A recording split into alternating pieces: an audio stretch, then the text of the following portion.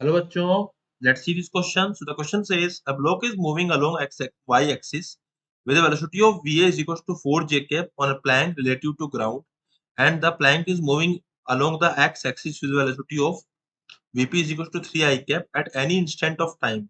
The unit vector in direction of frictional force acting on block at this moment is what?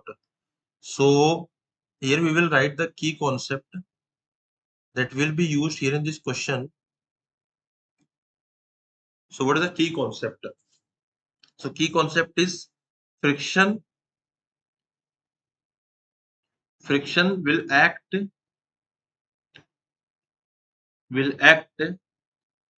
in such a way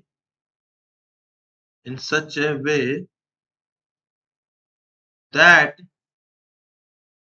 it tries to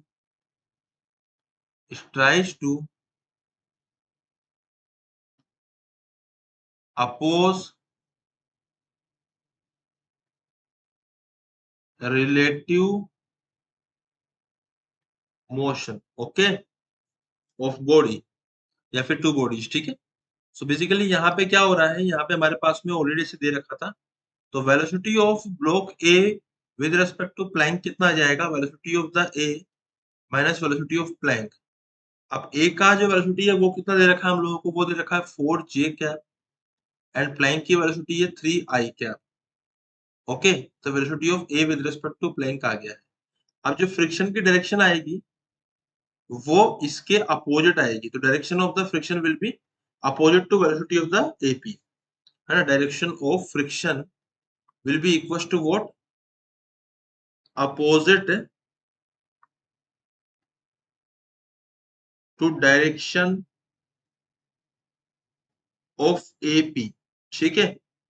तो अगर हम AP की बात करते हैं तो एपी की डायरेक्शन जो है वेलोसिटी ऑफ एपी वो कितनी आ रही है, उसके लिए यूनिट वेक्टर निकालना पड़ेगा, तो वो आएगा velocity of AP divided by velocity of AP का मैग्नीट्यूड। तो ये कितना आ रहा है, 4 J cap minus 3 I cap divide पे दोनों का मैग्नीट्यूड कितना हो जाएगा, इसका हो जाएगा 4 का स्क्वायर प्लस 3 का स्क्वायर का अंडर रूट, हो जाएगा 5, तो बन जाएगा 4 J cap minus 3 I cap by 5।